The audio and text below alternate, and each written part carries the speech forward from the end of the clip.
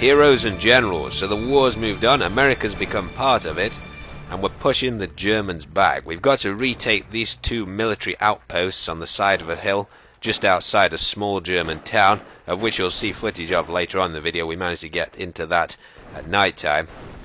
But my US friend here, Jackson, with his sniper rifle, is just watching out for an enemy sniper that did have us pinned down. You can see a guy down there on the right hand side who's also pinned down. And I'm going to try and move up with an M1 Garand here and see whether or not I can flush him out, whether or not my friend can get a shot on him here. Because there are a lot of Germans in the woods, and as you can see from the vegetation and that bleeding tree there should be... Ooh, yeah, there's a sniper down the far side, so I'm going to try and suppress him a little bit with grenades here, whilst my friend covers. Now, you may not have heard of this game before, but it is probably the most immersive World War II game I've actually played. And the great thing about it is that this little battle here, which may seem to you like a standard domination, conquest, actually makes a big impact on how the war goes, because you have three sides. You obviously have Allies, US, kind of part of the Allies anyway, and the Germans. But if we manage to flush out the Germans and take control of these two outposts, we get to move up to another battle at the town, which we actually did manage to do in this fight. If we don't manage to do that, then the next battle, and I have no idea what this guy was doing. That is the most inventive flanking route I think I've ever seen a German do. Didn't work out for him that time. You can ride bikes, of course, in this game. You can go in vehicles, you can go in planes, and it is completely free to play. But as I was saying, depending on how the outcome of this battle determines on the overall map of Europe how far we progress, you know, as the Allies in the US against the Germans. And I think that was a sniper there I just managed to take out.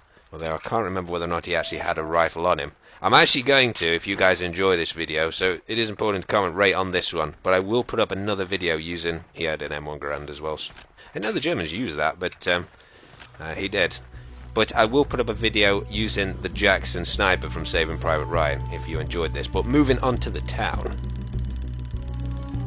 So we're in the centre of the town right now. We've got to take over this church. There were some German soldiers with rifles up in here suppressing us because we had to force our way across a river.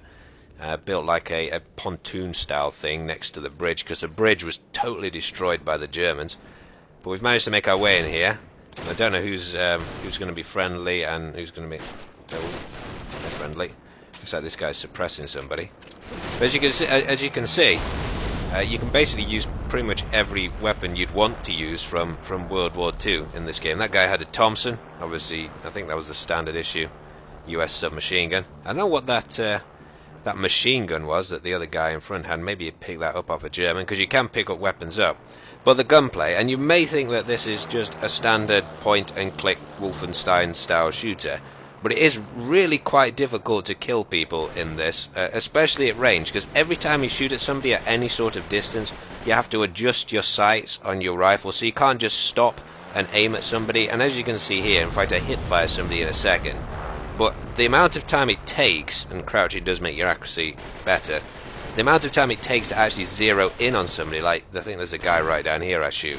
But every time I fire a shot, I have to wait a pretty long time between each shot, and if I move my mouse even slightly, it makes the crosshair spread apart. So it is actually quite a difficult game to kill people in, and you'll see people miss shots from really quite close up. But the great thing is, it encourages a lot of tactics in this, that you move to cover and cover like you would in war, and a lot of games don't encourage that, and it's really good fun because it makes you feel so immersed in the battle, as you'd expect from a game which encourages this kind of realism. And the fact that I missed 2 shots on that guy and had to resort to hip fire, which sometimes is actually better than aiming down the sights, as it was on this guy as well. I think I got a headshot on that guy, but a headshot always kills, as you'd expect, and it basically takes 2 or 3 shots to the body to take people out with something like this rifle. And the health meter is in the bottom right, and you'll notice when I got shot in the previous clip in the woodland, it sort of went down and then it recovered a bit.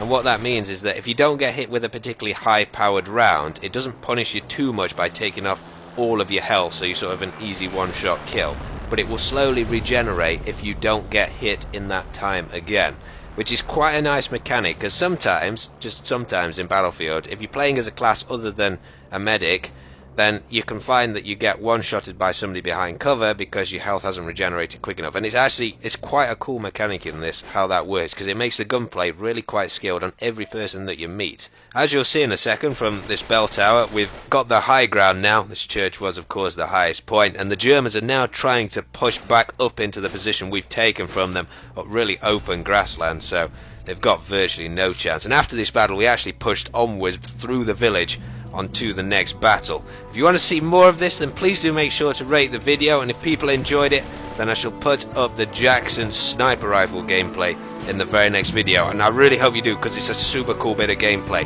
Thanks for watching. The game is free, it's in the description, and I'll see you guys in the next chapter.